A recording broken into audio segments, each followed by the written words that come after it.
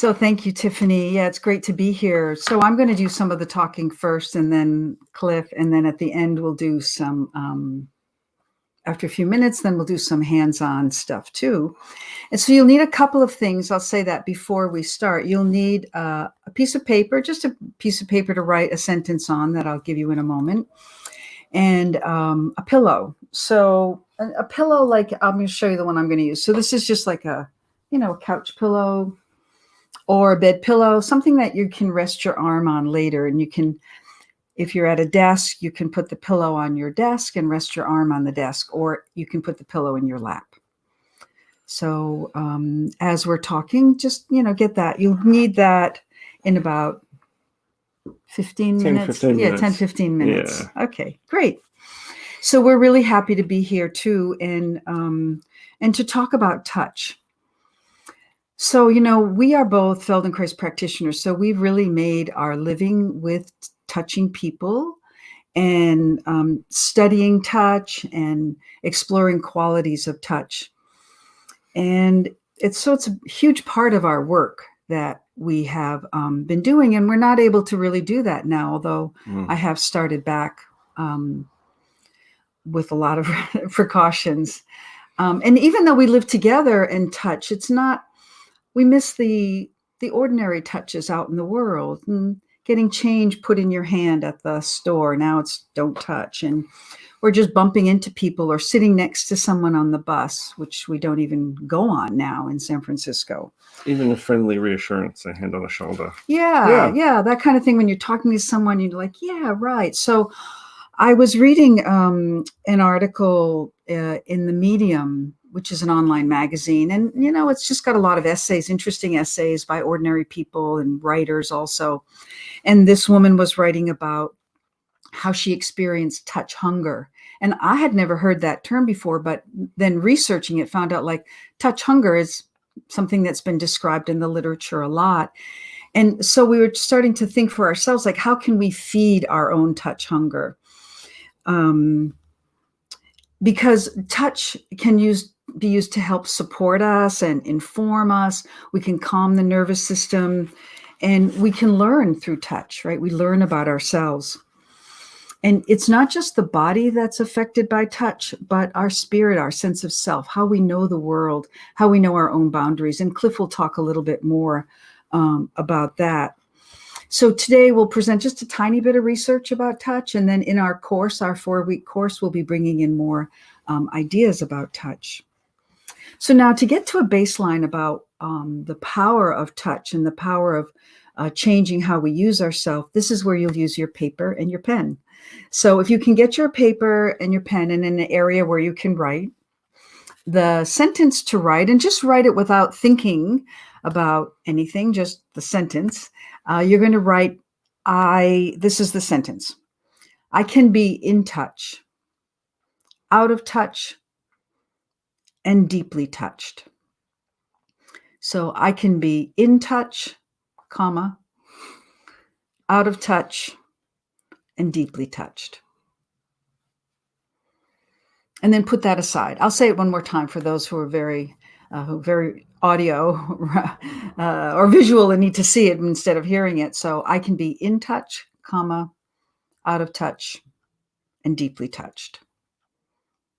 And then place that paper aside. Now we'll come back to it at the end of the presentation. And so it's interesting, even in our vocabulary, like we use touch as a way to describe our emotional situation, right? In touch, out of touch, deeply touched. And so touch is part of our vocabulary. And, it's one of the sensations that we often take for granted, that we have this ability to touch. And it's not until you go to the dentist and your face is numb that you realize oh, that sensation of touch, it kind of changes your whole awareness of that part of the body.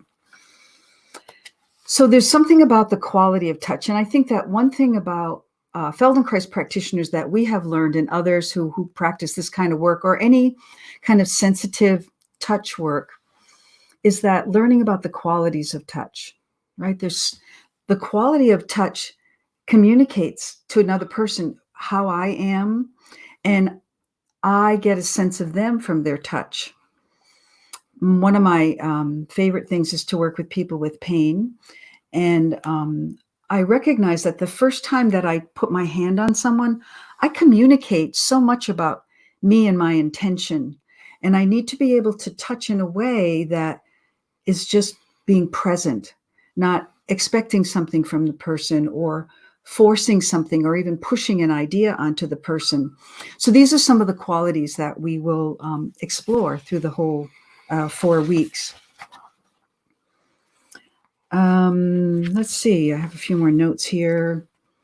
So touch can it can improve your circulation, calm your nervous system, bring awareness to parts of yourself that may have been neglected or injured. You can understand the state of your body, as hot or cold. You feel a part of your body. It's like, oh, that's very warm. And you get to know something is going on with yourself. So I think that's everything. So yeah, in our course, we're going to talk about how to touch to communicate, inform, support, calm, and help yourself feel your whole self. And then later, when we're out there in the world, which I hope won't be too much longer, but anyway, touching, touching others. You can apply that to touch others. And then there's this idea about how we touch animals, right? We have 2 cats and they both require completely different kinds of touch. If we touch one cat around the head, that cat is going to like swipe at us. And the other cat really loves to be touched only when she's lying on the bed, when rolls over and wants her whole belly rub. So like being able to have this relationship with our animals, and dogs are the same way, that you learn what is the touch that's required for that particular nervous system.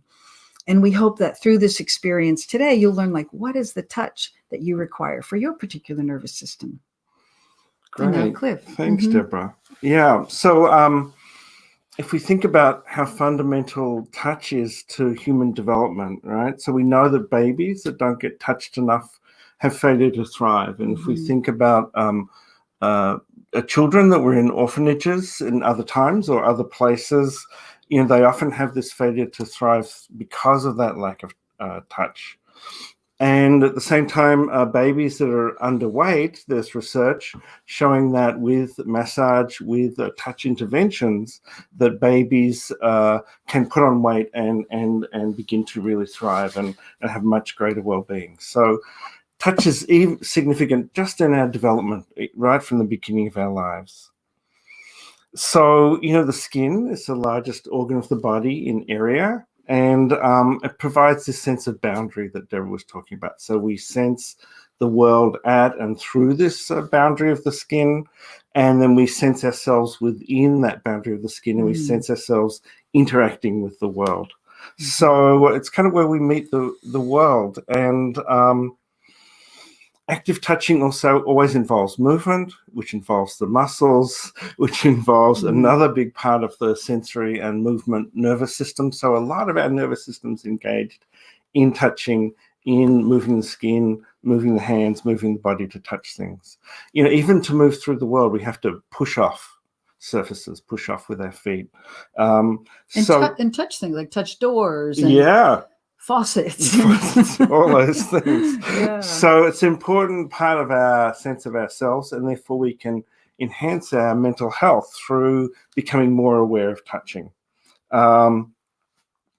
So Deborah was mentioning about circulation. So we know that if we touch a part of our body, the circulation there will increase, right? Even I can rub my hands. In fact, you could all rub your hands now just to warm them up if that's comfortable, and just to feel the sensations of rubbing our hands. And this is something we often do spontaneously. And then we have a kind of self-taught, self-learned touch wisdom, right?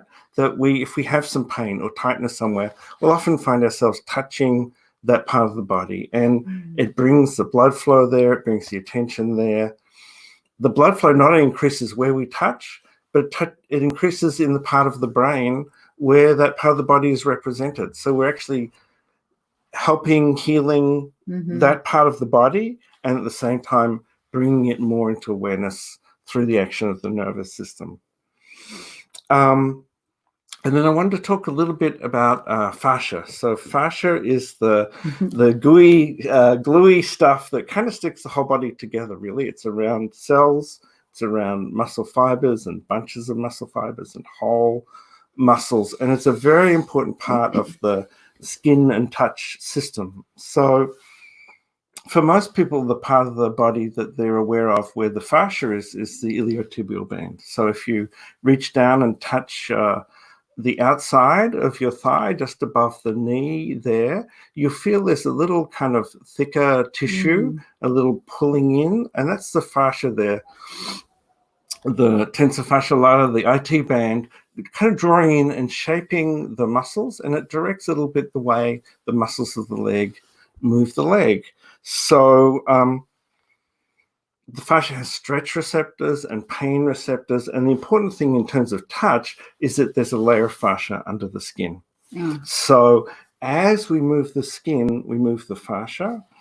And again, what the research shows that if you move the fascia through touch, through movement, through massage, that calms the autonomic nervous system, that we become more parasympathetic. That is the part of the nervous system that's about rest and digest, tend and befriend, is stimulated. So touching, moving the skin, moving the fascia contributes to calming. And Cliff, can ask, I was just thinking of something here. Surely.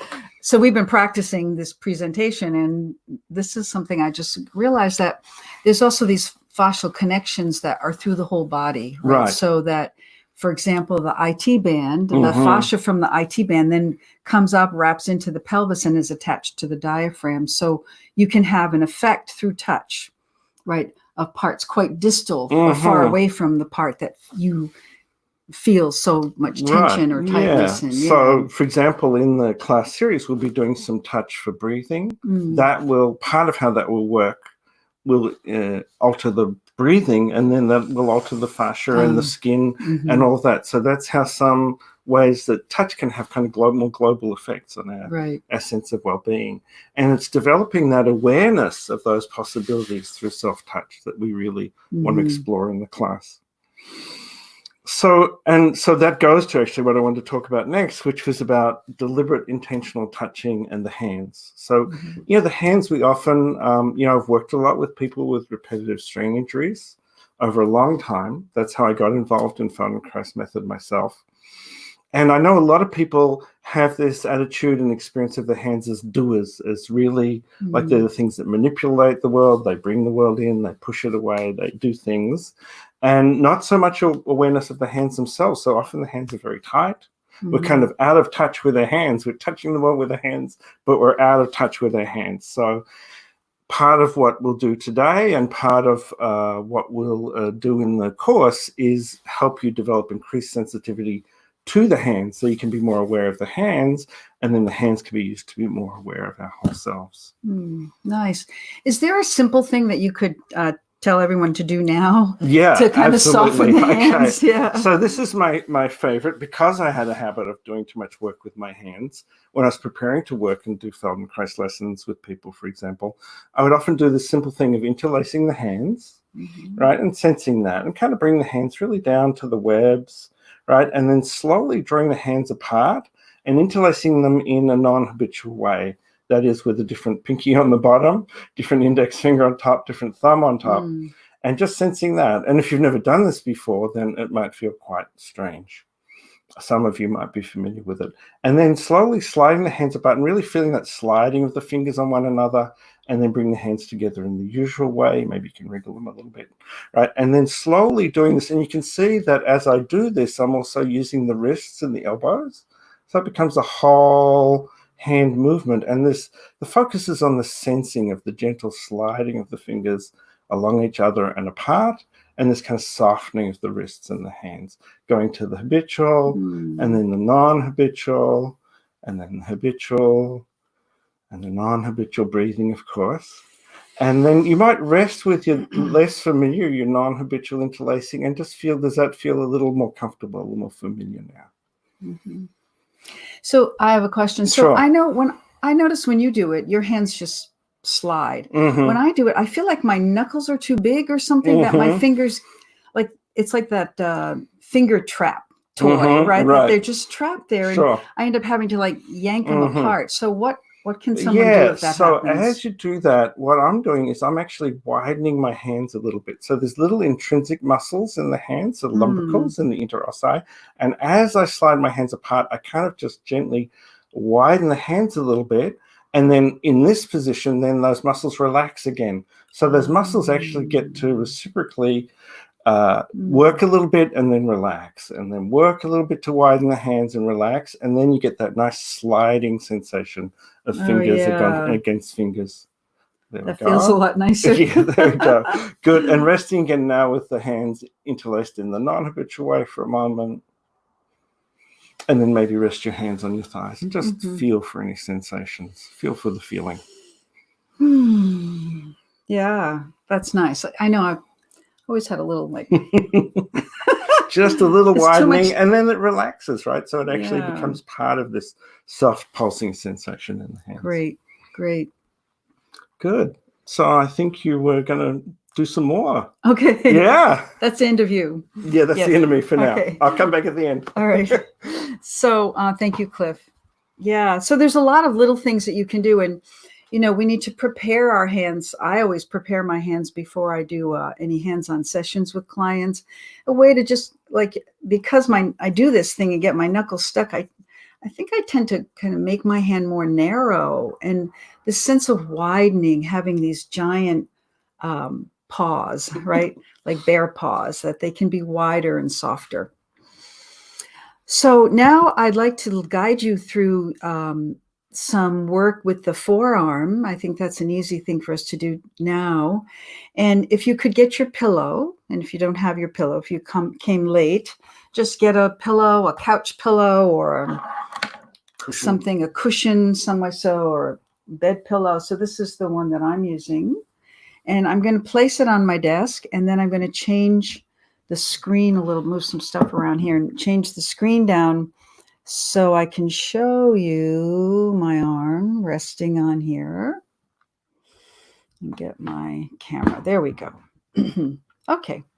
So I also need to adjust my body a little bit so that I can really feel like, oops, I'm sitting comfortably without banging the desk a lot, that I'm sitting comfortably on my chair, and that I can really come close enough that my arm can really just completely rest. So let your arm rest there and start to just allow the arm to have its place on the pillow, and feel free to bring it a little closer or adjust your pillow in a way. Oh, that feels nice. And that's the, relying on our sensory experience. So, okay. So now take your, so the arm to rest is your dominant arm. I'm sorry, I forgot to say that. So we're going to have the dominant arm be the receiving arm and receiving hand. And then our non-dominant hand, which for me is my left hand, the non-dominant hand will be the doing hand. So and you can change whenever we're going through this. Like, do you want your elbow closer or further away, right? So I've got my arm resting. And now with your non-dominant hand, come and just start to conform to the shape of your forearm. So you're not squeezing. If I demonstrate squeezing, there's no squeezing, massaging. You just take your hand and see, can you feel the shape of your forearm? This is without any judgment. If you have scars or bumps or anything there, you're just allowing that sensation to come through. And at the same time, can you feel the temperature? The temperature of your hand, feeling the arm, and the temperature that the arm feels in the hand.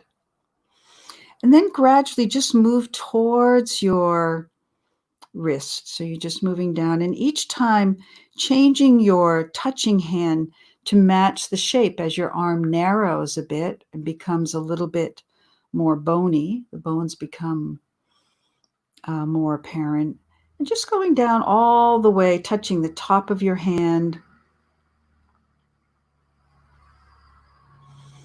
And this nice, I like to think of it as kind of comfort, a comfort touch. Right there you are, hand. I can touch you.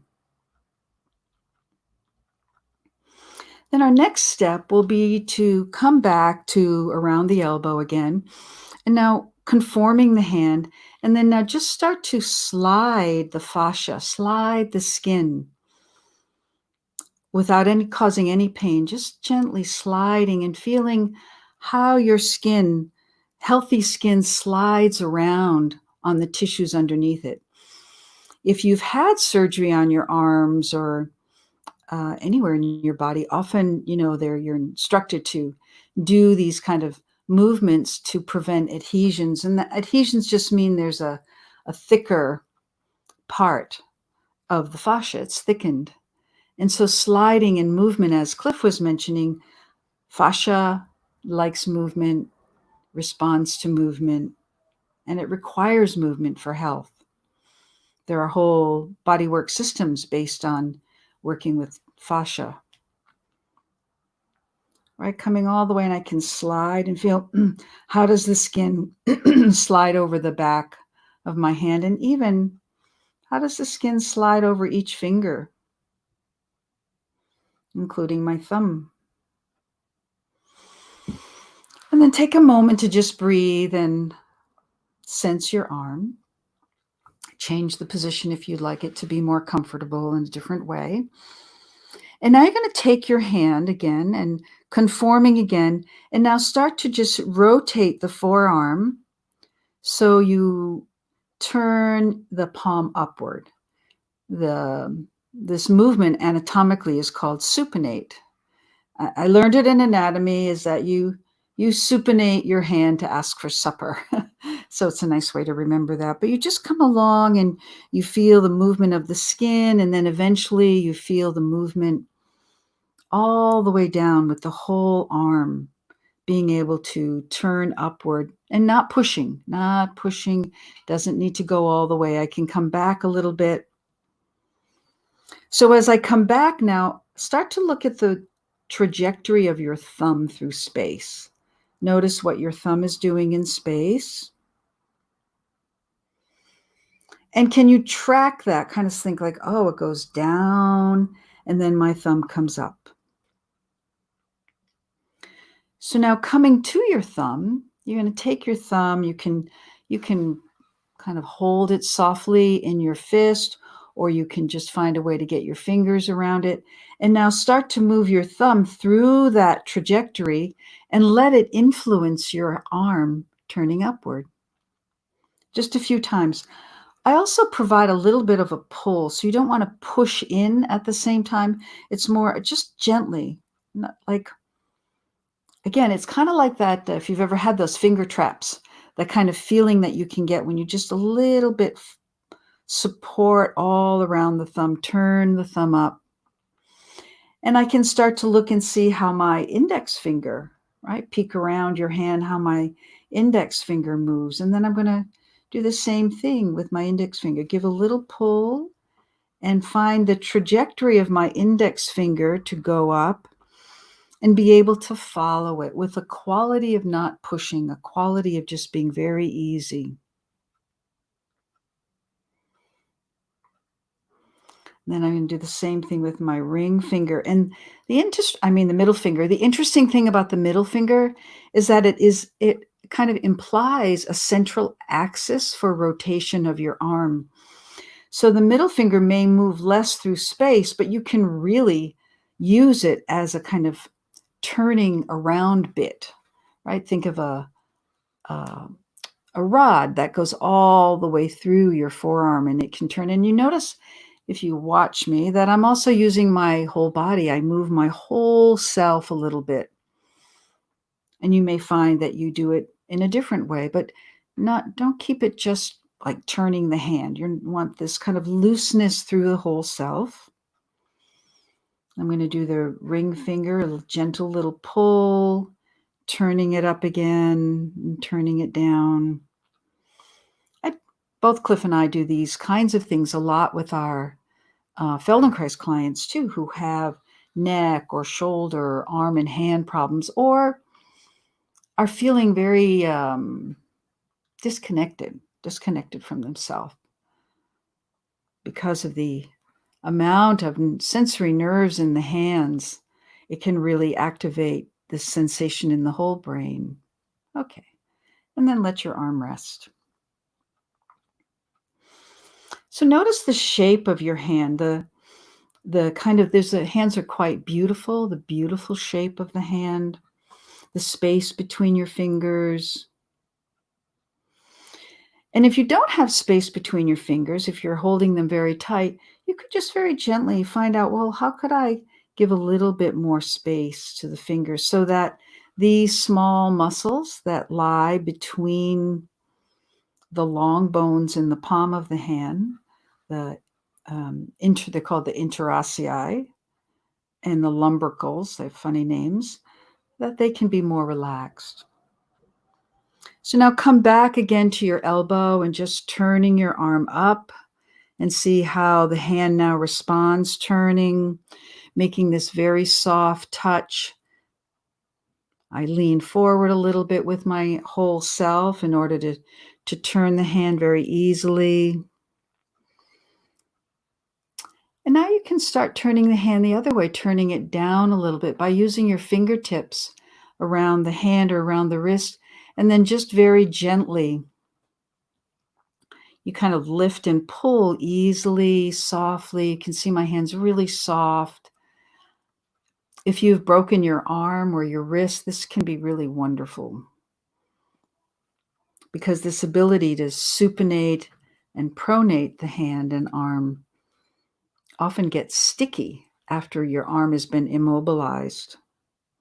So I can just a few times go up, feeling softly, breathing.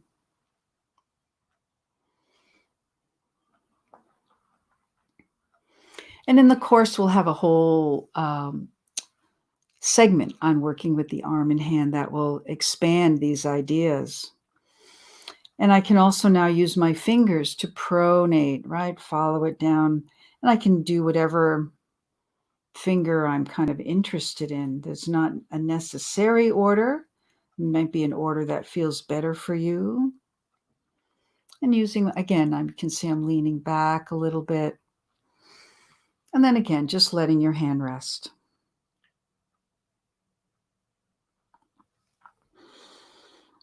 And now again, just go back and see, how is the skin sliding? Right? You don't even have to force it, right? You can feel that, or hopefully you can feel that the skin slides just a little more easily. And then you're going to just turn your hand gently over and find a way to let it lie belly up. And now just do a little bit of sliding the skin and feel how you want to use your non-dominant hand. Just coming up, sliding, gently moving, and you can turn with your sliding, turning the arm palm upward a little bit more. So the action of the giving or doing hand needs to be very soft because that communicates softness to the other part of yourself. And I can pull it back over. And breathe. And now come back and bring your hands together as you did with Cliff and take them apart and soften and soften.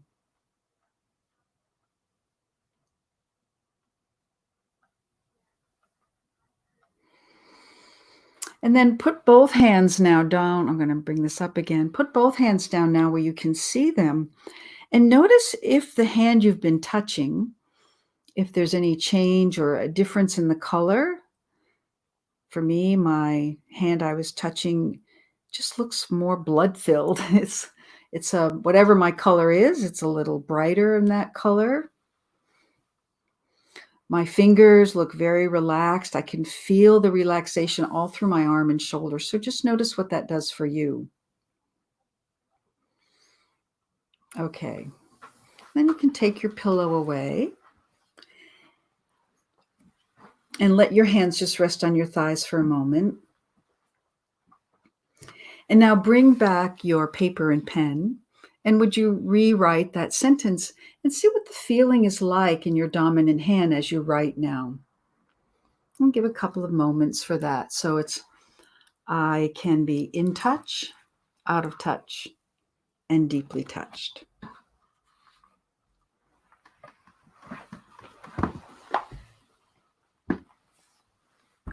There you go. Good. So that's an example of using your own self for self-touch and to bring a part of your body into a higher focus and softer focus.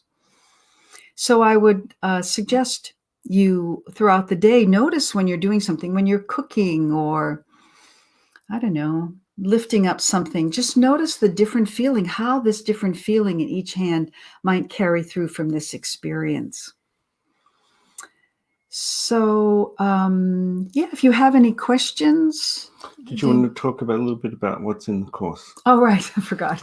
So in the course, we're going to do a week on breathing, a week on the face, the jaw, the throat, the neck, all the self-touch things you can do there, a week on hands and arms, and then a week on the leg and the foot, which is a little more challenging, right? It's farther away from your hands, but there's some really nice things you can do for yourself. And tomorrow we have another introductory class with Tiffany. Thank you, Tiffany. And we're going to do some things with the thigh and the knee and the hip joint there. Yeah. So if you have any questions, I'm not sure. Oh, Tiffany's back. Great. Yeah. If you have any questions for us or comments or if you want to comment about how you feel or anything like that, we're here. So there is a question. Can this help with the lymphedema of the arm? Absolutely. Absolutely. I mean, I'm not a lymphedema trained person, but the lymph flow underneath the skin, right? It can get stuck and congested. I think of lymph, I'm not sure if this analogy is exactly right, but I think of it like Jello. And when Jello is warm and has been squeezed and mushed about, right? If you remember as a kid, or maybe you still have Jello, you can get the Jello cubes and then you can smash it up and turn it into liquid again. You can break it down. And lymph is like that. Lymph flow is slower when we're cold. It's faster when we're warm. And by moving like this, you can really start to let the skin slide so that those channels of lymph flow can happen. A few years ago, I had Zika, and my face blew up.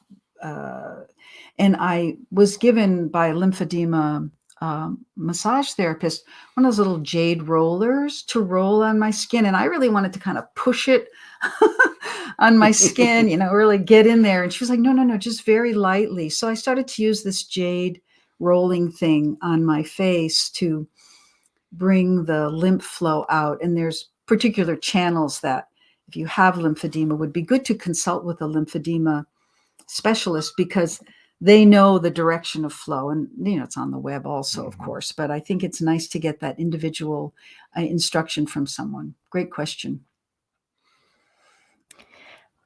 And I wanted to say thank you because that was super lovely. And I heard the instruction about using the dominant hand, but then my habit is to use my dominant hand for touching.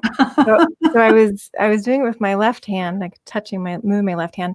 But then when I went to do the handwriting, at first I started writing with my left hand and I was like, oh, well, actually I'm curious what happens if I write with my right hand again. And my right hand handwriting changed even though I was moving my left hand. So that was really cool. Interesting. Yeah. Really cool. Yeah. Great. There's a couple other questions here. Mm-hmm. So, okay. So yes, tomorrow is another intro to this series and the early bird pricing ends tomorrow. So yeah, there's like $50 off if you sign up by tomorrow. And if you sign up as a student or Movement and Creativity Library member, then it's $150 off. And the Movement and Creativity Library is open for new members through July 1st. And if you sign up for the intro tomorrow, you can also visit the library for a couple days. And Deborah has a few other self-paced courses, live classes that happened before that are now self-paced, that are half off if you sign up for this series. So when you go to the sales page and you go to sign up, then if you want to do her Curiosity Self-Image and Pain series, where she has a series on the pelvic floor and another one about mind mapping, you can get all of those for half off. And there was another comment, I would love some touch of the dominant arm that will help with too much typing and texting. That's your question. Yeah. I mean, if we think that just through the normal use of our hands for things like texting, typing, then the muscles on both sides of the hands and the arms contract, right? Called co-contraction. Not a bad thing. We need it to grip. But if we're doing that kind of thing all day, then those muscles really stay tight. So we can definitely use the sliding of the skin, the moving of the fascia. The stretch receptors should trigger more of a relaxation response in those muscles. And those muscles need to feel relaxed more often. There's the immediate effect, but also the reminding the nervous system that they don't have to be working all the time. So in the week that I'll be particularly leading on the hands and arms, then a lot of what I'll teach is stuff that I learned for myself when I had a repetitive strain injury, and stuff that I've taught my clients and students over 30 years. So you'll get all the best of my knowledge for helping, particularly with those kinds of challenges. Yeah. Mm-hmm. Nice. And someone said, although the hand feels softer and smoother, I also felt pain in the palm, slightly burning. Could you speak to that? Yeah, I mean, I can't answer that, what that's about. That's the kind of thing that I'd want to ask you a lot more questions about, for sure. The kind of general guidelines are to do the movements not to cause any pain. And yeah, I'm sorry, that's about the best answer I can give you, is to kind of do less, do it smaller, do it lighter. I mean, it's kind of amazing how small it can be. I've worked with so many people with they have their cast removed from a broken arm and they still can't move it. And then I go to try to touch the skin and just see, does the skin slide? And there is no sliding happening in any part of the body where there has been surgery. That's just, it's all, the fascia responds to stress and it will stabilize that area. So burning in the palm is kind of an unusual sensation. You could also try, like, just very gently seeing what happens in the movement of skin on your palm. The palm skin doesn't slide as much because we need the palm skin to stick in place so we can open jars and grip. But still, if you move it around a little bit, if you just even now take your fingers and you can see, oh yeah, they're sliding. And all the lines here, if any palm readers, all the lines in your palms are lines where the skin is more, the fascia is kind of made certain shapes so you can fold it, right? It's like if you take cardboard and you score it so you can fold the cardboard to make something. The lines are all important where you can move. And if you have a lot of swelling, those lines kind of disappear and it becomes really puffy and fills up with fluid, and the fluid flows through the fascia. So moving the skin like that, that's the best You might answer. bring the fingertips gently into where those lines are and just move backwards and forwards where the lines are a little bit and see if that's a way into helping soften the hand, get the blood flow. Yeah. Yeah, and whenever, if ever any discomfort comes up with awareness through movement, it's always a sign to next time going in, doing even less. And then the other thing that comes to mind, Michaela, is that if you do explore on Movement and Creativity Library for the next couple of days, that may be doing something, and you'll be, I'm sure Deborah and Cliff will be doing this in their course, something that also includes the hand and the arm to the whole person. So if you need specific recommendations, you could email me. There was a question from Jenny. This is great. Will some of the lessons be done while lying down? The breathing, we'll be doing some lying down and breathing. Arm and hands will mostly be sitting. Be mostly sitting, although I could make that optional for certain. I Yeah. was thinking of like what's convenient for this technological format, but certainly let's take that on board, and where we can, I'll set it up and give instructions for people to lie down if they care to. Yeah, I mean, you could do this lying down, but the hard thing is you have to be able to have your arm comfortable. But if you were lying down, you put a pillow on your belly or your chest and put your arm on your chest, you could do some of the same things.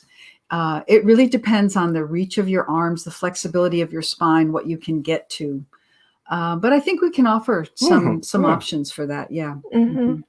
And there was a question, do you think a lot of this gentle work could help move beyond dominant hand tremor? And the diagnosis is focal dystonia.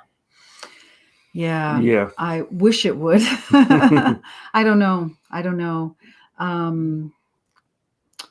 Like essential tremor. You talk about essential tremor or focal dystonia, kind of different things. I mean, I can talk a little bit about focal dystonia. It seems to be there's research at UCSF with Nancy Bill and other people there. It seems to be a loss of the coordination of the firing of the nerves that move the fingers and the wrist and the hand, which can lead to flicking kind of movements, to tensions, to a loss of coordination. And certainly working with some individual clients, violinists, guitarists, I've certainly found ways to help them with the focal dystonia through there's probably a global calming of the nervous system, because there's probably an element of like yips with golf of over determining, over anxiety about the movement, especially if it's the way you've earned your living and it's your profession or your passion or both. Well, it's disabling, no matter what that's you right. do. It's scary. So and at the same time, it seems like it is possible to improve and regain some of the sequencing of the hands by going gently, by going slowly, by doing things in sequences. So, it's a general course, so there should be some general benefits, and then obviously more specific things one might need to work with a practitioner. But I think developing the awareness and the general relaxation, as well as some specific techniques. And again, what I'll teach in the hands and arms one is the kind of stuff I would teach my clients with FDH. Michaela was saying, if I shake my hand a little, it goes away, the pain. So that's great. Good. And Jenny was asking, also a nice thing too. Like you can shake your hand, and get that's the kind of touch body wisdom that we often all have and need to get back in touch with. And Jenny was saying, how does the self-paced course work? So it just means that you do it in your own time. So it's not showing up live, but it's all recorded. There's videos, there's downloadable audio, there's Q&A that you can look at. And each of the pain series and the pelvic floor series both come with a live Q&A in August, so that you can ask Deborah questions. And throughout doing the course, you can write in questions, but you'll be able to have a live Q&A time also. There was a question about the eyes, in touch for the eyes from too much zooming and screen viewing. Will that be in the course? Yeah, I think that when we are around the face, I mean, you're not going to be sticking your fingers in your eyes. That would be really interesting. But when we do the face, the thing about the eyes and the hands is that they have so much innervation in the nervous system that they can affect the whole brain, but it also means that other parts of the body can affect them. So yeah, I know this whole like focus and tension and intense looking at a screen, plus the light into your eyes. We'll be definitely doing some stuff about that. Nice. Could I say one thing about the self-paced thing too? Please. For anyone who's going to do it as a self-paced, I personally love questions from students, and Tiffany sends them to me, and I think about them, and then I try to compose an answer that would be helpful. And I can have a dialogue with you like that, so you don't feel like you're off on your own, like, oh, I'm really lost. And when you read other people's questions, it's such a wide variety of experiences that people have that I think I've covered a lot of it. But you definitely have access to me through questions, and if you really need to talk to me, I'm here. I mean, I'm at home. And then we will have the live sessions too with Great. group, and you don't have to complete the whole course to be in the live Q&A. Cool. There was one more question here. I have Raynaud's and find that the hand that is being worked on feels amazing and also colder than the hand working, which warmed up as it was lightly touching. Is this typical? Yeah. That's interesting. I haven't had a lot of experience with people with Raynaud's, what is it, phenomena, I guess it's called, or syndrome, which is there's a decreased circulation and the hands can get very cold and white at the end. But certainly that's an interesting experience. So I would do the other way around after this, we're off here, and see what happens. I'd be curious about that. Cool. And there was another question I missed. Do you do meditation? Yes. And I think he does too. I do too. And there's overlaps between mindfulness meditation practices and what we do here based on Feldenkrais method in terms of attention, absorption, your own experience, awareness of the breath. The first foundation of mindfulness is awareness of the body. So I think that my meditation practice richly informs my Feldenkrais practice and vice versa. Yeah. Nice. And I'm also remembering that part of the series, the 4-week series, will be, you'll get the class that we're doing tomorrow will be included, like the recording of that. And this class will also be included. What I usually do is I'll take the longer video, which is like a talk and then a practice, and I'll chop up the audio so you could go straight to the audio practices or straight to the talks. So I'll do that with this video also and tomorrow's video. And then the course also comes with 2 of Cliff's lessons from his Easy Hands and Arms series. Do you want to say anything about that? Or yeah, there's 2 lessons. I produced the Easy Hands and Arms series like for preventing repetitive strain injuries many years ago, and if done gently and with the attitude to yourself and to movement that we're talking about here, going slowly, not triggering pain, resting, then they're really suitable for people who are dealing with those issues as well. So one's more of a whole body lesson, really connecting the hands and the arms to the chest and the pelvis, and also using some self-touch. I'm going to do a little cat intervention. and the other one focuses more on softening the hands themselves and is more localized in that way, but linking that with breathing. So kind of 2 kinds of Feldenkrais lessons that can really help with the feeling and the quality of movement for the hands and the arms. Thanks. And people have been using them for a long time now. Every so often somebody says to me, I know your voice. I did those CDs. I did those downloads. So I think people have found them very helpful over the years. Great. And then I know we've gone over and we can wrap it up. But Jenny was asking, do we have access to the course videos one time, or can it be kept repeated if we're in the course? Yeah. So at the end of the whole thing, you'll be able to keep access to a password protected page where you can access the videos ongoingly and download the audios. Yeah. And also you'll get 1 month of Movement and Creativity Library to use sometime within the next year if you're not already a member. And Deborah has a lot of great stuff in there too. And hopefully Cliff soon. And yeah, it's such a pleasure to collaborate with Deborah over these last few years. And I'm excited now that Cliff is joining I had Cliff as an assistant in my training years ago. Mhm. So it's wonderful to see Yeah. you again and be with you. And I'm feeling really nice right here still as we're Yeah, talking. I know. And just as a way of closing, for those of you that are here, Amy's saying that she loves your hands and arms CDs, Cliff. Mm. Thank you. For those of you that are still here, it looks like there's 183 people still here.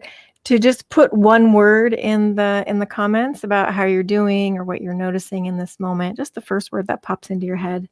I'd be curious to see those now or later, or if you're watching the video, would love to hear what you're noticing. Or also, if you have any questions that arise later, feel free to put those in the comments and we'll get to those. And then if you want to dive in again for a longer lesson tomorrow, we'll have an hour together on Zoom. And yeah, that'll be fun.